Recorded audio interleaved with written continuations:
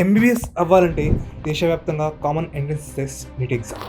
ఈ ఎగ్జామ్లో విద్యార్థి చూపించిన ప్రతిభ ప్రకారంగా సీట్స్ని అలాట్ చేయడం జరుగుతుంది. 1923లో మన ఆంధ్రాలో మొదటి మెడికల్ కాలేజ్ ఏర్పడింది. ఈ రాష్ట్రంలో మొత్తం ప్రభుత్వ మరియు ప్రైవేట్ కాలేజెస్ కలుపుకుంటే దాదాపుగా 37 కాలేజెస్ ఉన్నాయి. ఇందులో 18 గవర్నమెంట్ కాలేజెస్, 19 ప్రైవేట్ కాలేజెస్. అందులో 2000 సీట్స్ గవర్నమెంట్ కాలేజెస్లో ఉంటే 2650 సీట్స్ ప్రైవేట్ కాలేజెస్లో ఉన్నాయి. ప్రభుత్వాలు ప్రైవేటైజేషన్ మరియు సెల్ఫ్ ఫినాన్స్ వంటి విధానాలు తీసుకొని వచ్చి మెడికల్ కాలేజెస్ని, మెడికల్ సీట్స్ని ప్రైవేట్ వ్యక్తులకు అమ్మడం వల్ల నీట్లో సరైన ప్రతిభ చూపించిన సామాన్య విద్యార్థులు నష్టపోతున్నారు. 2022 సంవత్సరంలో కేంద్ర ప్రభుత్వం దాదాపుగా 100 కొత్త మెడికల్ కాలేజెస్ని కన్స్ట్రక్ట్ చేయాలని డిసైడ్ అయ్యింది. ఒక్కో మెడికల్ కాలేజ్కు దాదాపుగా 325 కోట్లు ఖర్చు అవుతే అందులో 60% సెంట్రల్ గవర్నమెంట్, 40% స్టేట్ గవర్నమెంట్ పెట్టుకోవాలని నిర్ణయించారు. దీని ప్రకారంగా లాస్ట్ గవర్నమెంట్ ప్రతి పార్లమెంటరీ కాన్స్టిట్యున్సీకి ఒక మెడికల్ కాలేజ్ని అలాట్ చేయడం జరిగింది. ఇందులో భాగంగానే last government medical colleges construction మీద ఎక్కువగా ఫోకస్ చేసింది.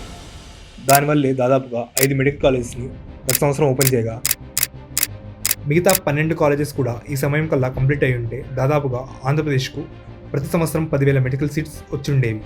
కానీ ప్రస్తుత ప్రభుత్వం పబ్లిక్ ప్రైవేట్ పార్ట్నర్షిప్ విధానం ద్వారా వీటిని నిర్ణయించడం మరియు ఈ కాలేజెస్ని ప్రైవేటైజ్ చేయాలని ఆలోచించడం వల్ల కొత్త మెడికల్ కాలేజెస్ కన్స్ట్రక్షన్ని మొత్తాన్ని రాష్ట్రంలో ఆపేశారు.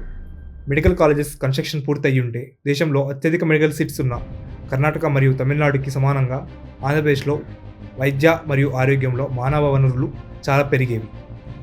కానీ ప్రస్తుత గవర్నమెంట్ పీపీపీ విధానం తీసుకురావాలన్న ఉద్దేశంతో కన్స్ట్రక్షన్ పూర్తి అయిన మెడికల్ కాలేజెస్కు పర్మిషన్ని నేషనల్ మెడికల్ కౌన్సిల్ దగ్గర తీసుకోకపోగా మిగతా కాలేజెస్ కన్స్ట్రక్షన్ మొత్తానికే ఆపేశారు. మన ఆంధ్రప్రదేశ్లోనే మెడికల్ కాలేజెస్లో సీట్ కోసం దాదాపు స్టూడెంట్స్ 2 లేదా 3 సంవత్సరాల టైంని మరియు లక్షలు డబ్బును ఖర్చు చేస్తారు. ఇటువంటి పరిస్థితులున్న మన రాష్ట్రంలో ప్రభుత్వం తీసుకున్న నిర్ణయం పేద మరియు మధ్యతరగతి నీట్ ఆస్పిరెంట్స్కి చాలా నష్టం చేకూరుస్తుంది.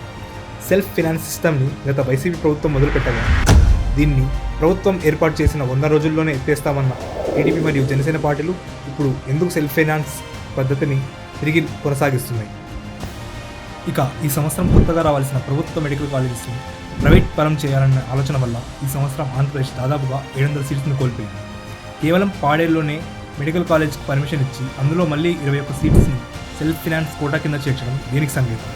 ఈ సంవత్సరం ఏర్పాటు కావాల్సిన పాడేరు, మార్కాపురం, మదనపల్లి మరియు ఆదోని కూడా పూర్తవ్వలేదు. అదే మన పక్క రాష్ట్ర తెలంగాణలో కొత్తగా 400 సీట్స్ వస్తే మన ఆంధ్రప్రదేశ్లో కేవలం 50 సీట్సే వచ్చాయి. పులివెందుల మెడికల్ కాలేజ్లో ఈ సంవత్సరం క్లాసెస్ స్టార్ట్ చేయొచ్చని ఎన్ఎంసీ పర్మిషన్ ఇచ్చిన టీడీపీ గవర్నమెంట్ ఫ్యాకల్టీ లేదని సాకు చూపించి ఎన్ఎంసీకి లెటర్ రాసి పులివెందుల కాలేజ్ అప్రూవల్ని క్యాన్సిల్ చేయించింది. ఇక మిగతా 4 కాలేజెస్లో కూడా ప్రభుత్వం ఎల్ఓపి ఇచ్చి ఉంటే క్లాసెస్ స్టార్ట్ అయ్యి ఉండేవి. కానీ కేవలం ప్రభుత్వం ఈ మెడికల్ కాలేజెస్ని ప్రైవేట్ పరం చేయాలన్న ఆలోచన వల్ల ఈ సంవత్సరం ఈ కాలేజెస్ స్టార్ట్ అవ్వలేదు. దీనిపై స్టూడెంట్ ఫెడరేషన్ ఆఫ్ ఇండియా రాష్ట్ర ప్రభుత్వాన్ని ఎన్ఎంసీకి ఇచ్చిన లెటర్ని వెనక్కి తీసుకోవాలని డిమాండ్ చేశారు. వీళ్ళే కాకుండా parents association of Andhra government self finance system మీద ఇచ్చిన జీవో నెంబర్ 107 మరియు 108ని వెనక్కి తీసుకోవాల్సిందే అని, లేకపోతే ఈ విధానం వల్ల పేద మరియు మధ్యతరగతి విద్యార్థులు తీవ్రంగా నష్టపోతారని తెలిపారు. ఇక పాదయాత్రలో భాగంగా నారా లోకేష్ సెల్ఫ్ ఫినాన్స్ సిస్టాన్ని ఎత్తేస్తా అని చెప్పి ఇప్పుడు అదే విధానాన్ని ఎందుకు కొనసాగిస్తున్నారు?